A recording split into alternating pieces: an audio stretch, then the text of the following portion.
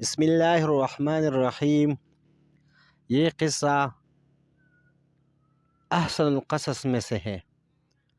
کیونکہ اس سے آپ کا ایمان تازہ ہو جائے گا، اور اس قصے کی وجہ سے کتنے لوگوں نے ایمان قبول کیا، پورا قصہ آپ کے خدمت میں پیش کر رہا ہوں۔ نوجوان سعید بن عامر رضی اللہ تعالیٰ عنہ ان ہزاروں انسانوں میں سے ایک تھے جو سرداران قریش کی دعوت پر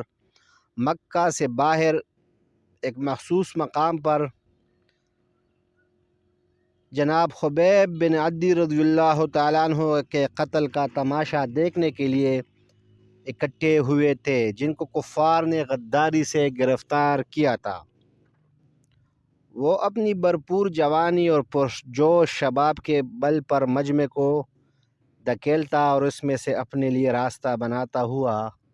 ابو سفیان بن حرب اور صفوان بن امیہ جیسے رؤوس قریش کے پہلو بپہلو جا کھڑا ہوا، جو اس مجمع میں نمایاں مقام پر کھڑے تھے۔ اس طرح اسے اس بات کا موقع ملا کہ وہ قریش کے قیدی کو دیکھ سکے جو وہاں زنجیروں میں لایا گیا تھا،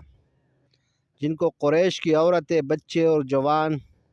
ڈھکیلتے ہوئے موت کے میدان کی طرف لا رہے تھے، تاکہ اسے قتل کر کے محمد مصطفیٰ صلی اللہ علیہ وسلم سے انتقام لے سکے اور غزوہ بدر میں مارے جانے والے اپنے اعزاء و اقارب کا بدلہ چکا سکے۔ جب یہ زبردست ہجوم اپنے قیدی کو لیے ہوئے اس جگہ پر پہنچ گیا جو اس کے قتل کے لیے بنائی گئی تھی،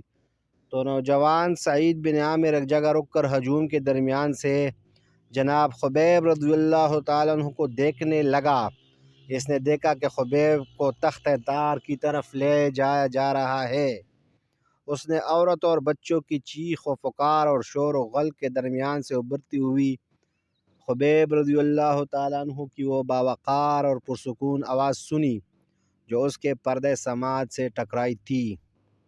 اگر تم چاہو تو قتل سے پہلے مجھے 2 رکعت نماز پڑھنے کا موقع دے دو۔ پھر سعید نے دیکھا کہ خبیب رضی اللہ تعالیٰ عنہ بن عدی نے قبلہ رو ہو کر 2 رکعتیں پڑھی۔ کیسی حسین اور مکمل تھی وہ 2 رکعتیں۔ پھر اس نے دیکھا کہ خبیب رضی اللہ تعالیٰ عنہ نے زعماء قریش کو مخاطب کرتے ہوئے کہا: واللہ، اگر مجھے یہ اندیشہ نہ ہوتا کہ تم میرے متعلق اس بدگمانی میں مبتلا ہو جاؤ گے کہ میں موت سے ڈر کر نماز کو طول دے رہا ہوں، تو میں اور لمبی اور اطمینان کے ساتھ نماز پڑھتا۔ پھر سعید نے بچشم سر اپنی قوم کے لوگوں کو دیکھا کہ وہ زندہ ہی خبیب رضی اللہ تعالیٰ عنہ کا مسئلہ کر رہے ہیں، یعنی ان کے اعضائے جسم کو یک کے بعد دیگرے کاٹ رہے، اور ساتھ ہی ساتھ یہ بھی کہتے جاتے تھے: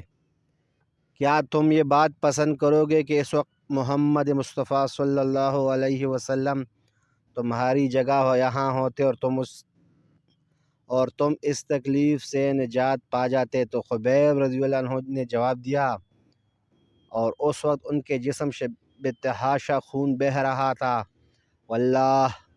مجھے تو اتنا بھی گوارا نہیں کہ میں امن و اطمینان کے ساتھ اپنے اہل و عیال میں رہوں اور ان کے پاؤں کے تلوے میں ایک کانٹا بھی چبھ جائے۔ اور یہ سنتے ہی لوگوں نے اپنے ہاتھوں کو فضا میں بلند کرتے ہوئے چیخنا شروع کر دیا: مار ڈالو اسے، قتل کر دو اسے۔ پھر سعید بن عامر کی آنکھوں نے یہ منظر بھی دیکھا کہ خبیب رضی اللہ تعالیٰ عنہ نے تخت دار ہی سے اپنی نظر آسمان کی طرف اٹھاتے ہوئے کہا: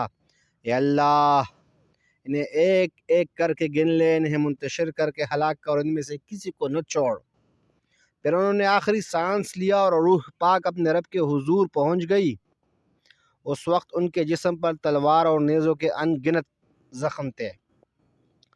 اس کے بعد قریش مکہ لوٹ آئے اور بڑے بڑے واقعات و حادثات کے ہجوم میں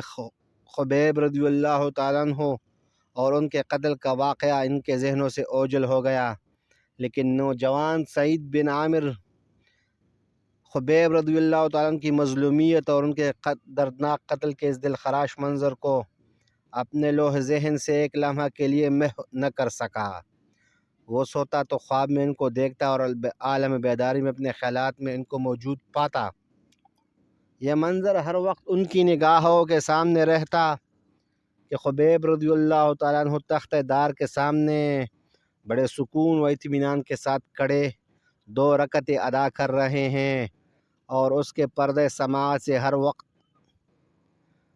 ان کی وہ درد بری آواز ٹکراتی رہتی جب وہ قریش کے لیے بد دعا کر رہے تھے، اور اس کو ہر وقت اس بات کا ڈر لگا رہتا کہ کہیں آسمان سے کوئی بجلی یا کوئی چٹان گر کر اسے ہلاک نہ کر دے۔ پھر خبیب رضی اللہ تعالیٰ عنہ نے سعید کو باتیں بتائی جو پہلے سے اس کے علم میں نہ تھی۔ خبیب رضی اللہ عنہ نے اسے بتایا کہ حقیقی زندگی یہی ہے کہ آدمی ہمیشہ سچے عقیدے کے ساتھ چمٹا رہے اور زندگی کی آخری سانس تک اللہ کی راہ میں جدوجہد کرتا رہے۔ خبیب رضی اللہ عنہ نے سعید کو یہ بھی بتا دیا کہ ایمان راسخ کیسے کیسے حیرت انگیز کارنامے انجام دیتا ہے اور اس سے کتنے محیر العقول افعال ظہور پذیر ہوتے ہیں۔ خبیب رضی اللہ عنہ نے سعید کو ایک اور بڑی اہم حقیقت سے آگاہ کیا کہ وہ شخص جس کے ساتھی اس سے اس طرح ٹوٹ کر محبت کرتے ہیں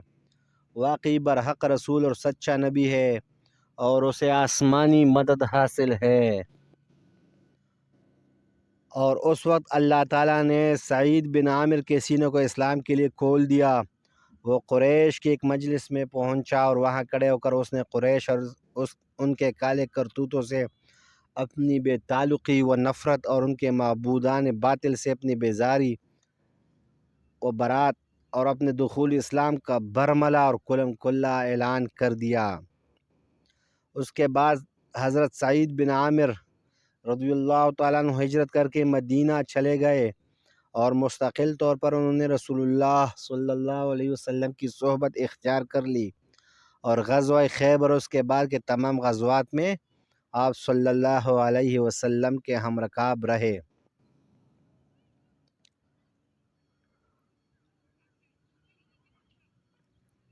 رسول اللہ صلی اللہ علیہ وآلہ وسلم کے بعد ایک بار وہ جناب عمر فاروق رضی اللہ عنہ کے دور خلافت کے ابتدائی ایام میں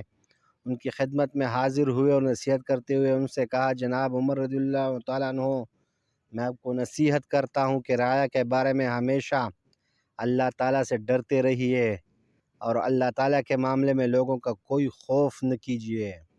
اور آپ کے اندر قول و عمل کا تضاد نہ پایا جائے۔ بہترین قول وہی ہے جس کی تصدیق عمل سے ہوتی ہو۔ جزاک اللہ۔